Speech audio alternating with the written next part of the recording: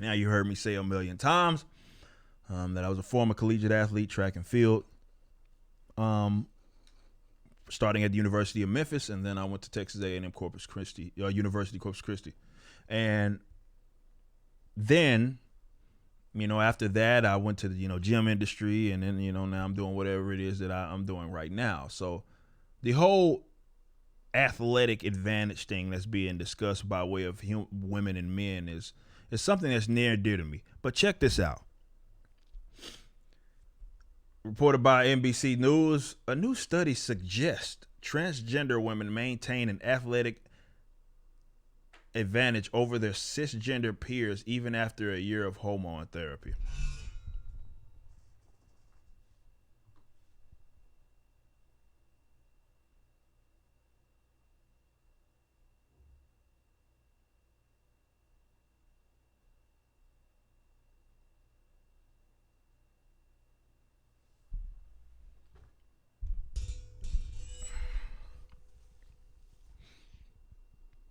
Now, you didn't need to be a gender specialist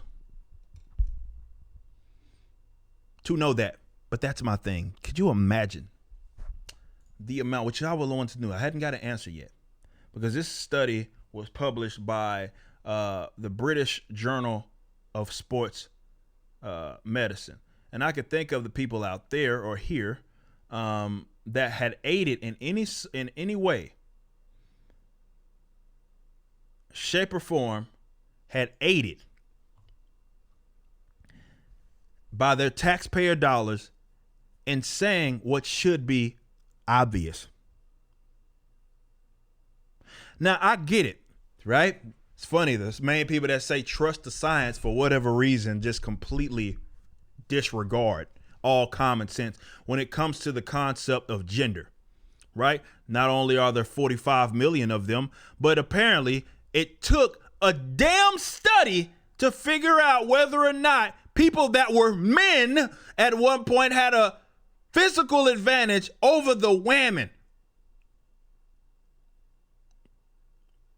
It took a study. Now just think about that. I know everybody goes to, wow, that should have been a no-brainer. Yes, it should have been a no-brainer. But think about the amount of money that went into funding this institution to do this study on what was completely unnecessary. We knew this.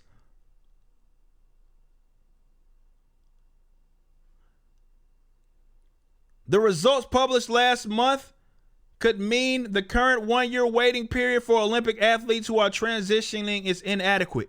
It shouldn't even be a thing. If you are formerly a dude, you should not be competing among men. Now, I'm not among y'all's clique. So none of this matters to me. People calling me a bigot, you have no power here. You have absolutely no power.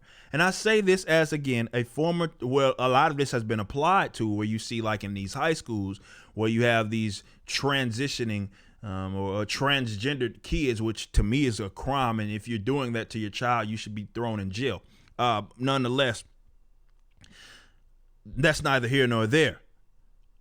When it comes to this particular subject, it's been affecting the track and field community more than anything. And you're seeing these transgendered women blowing the damn doors off of other women in track and field because they have a physical advantage that for whatever reason is a crime to admit. They are so under their delusions that they needed a study to figure this out. And they're so under their delusion or they're so delusional, that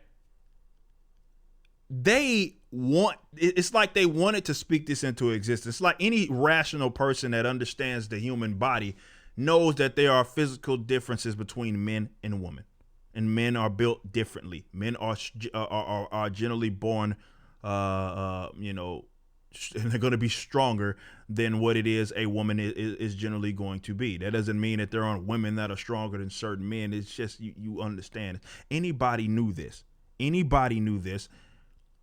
Yet because they're so itching to reach this conclusion, they were like, maybe we could do a study, and maybe the study will, I don't know, come up with different results No, we're talking about people that were men, that were born men being turned into women. And just because that happens does not negate the fact that they had a competitive advantage.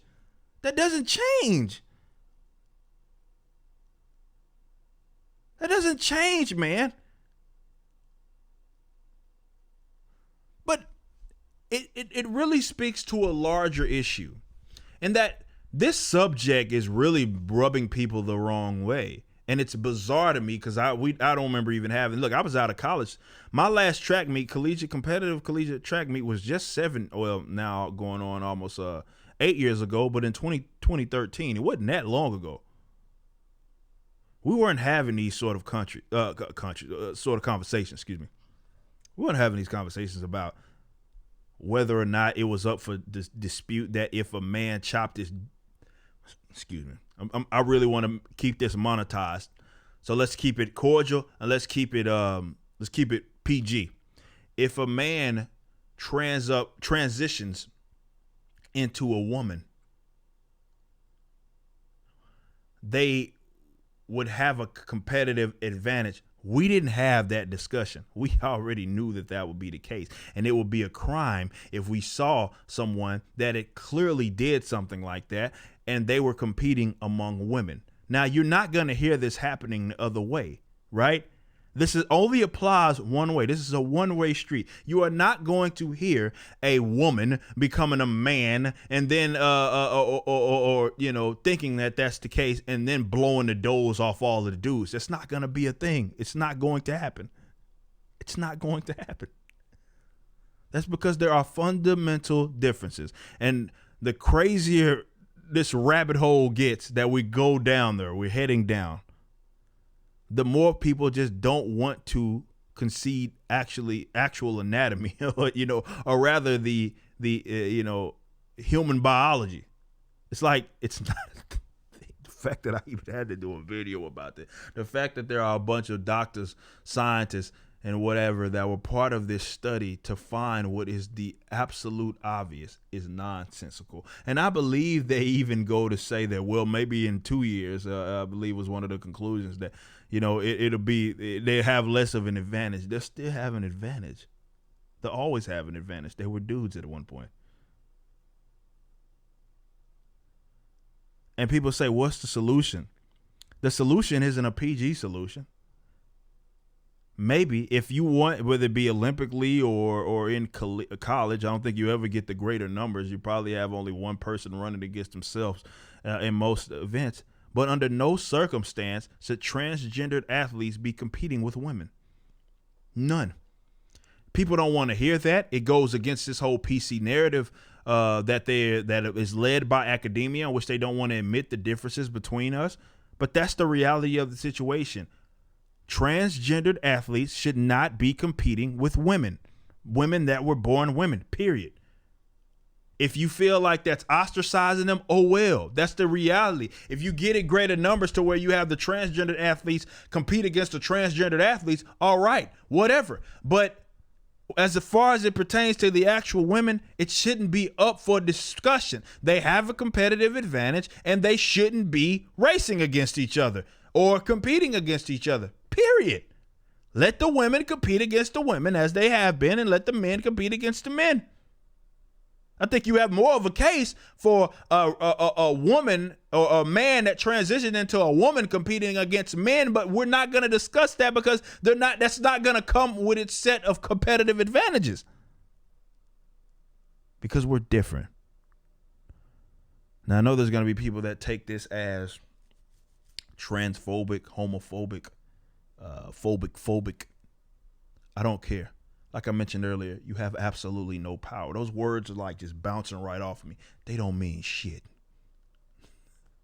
You have no power. Those words only mean anything when you give them validity. So you get on the defense. When someone makes a preposterous claim about you, you don't think I have transgendered followers?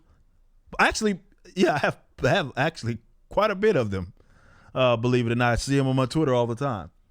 This ain't got nothing to do with being scared of someone that's transgender. They got nothing to do with that.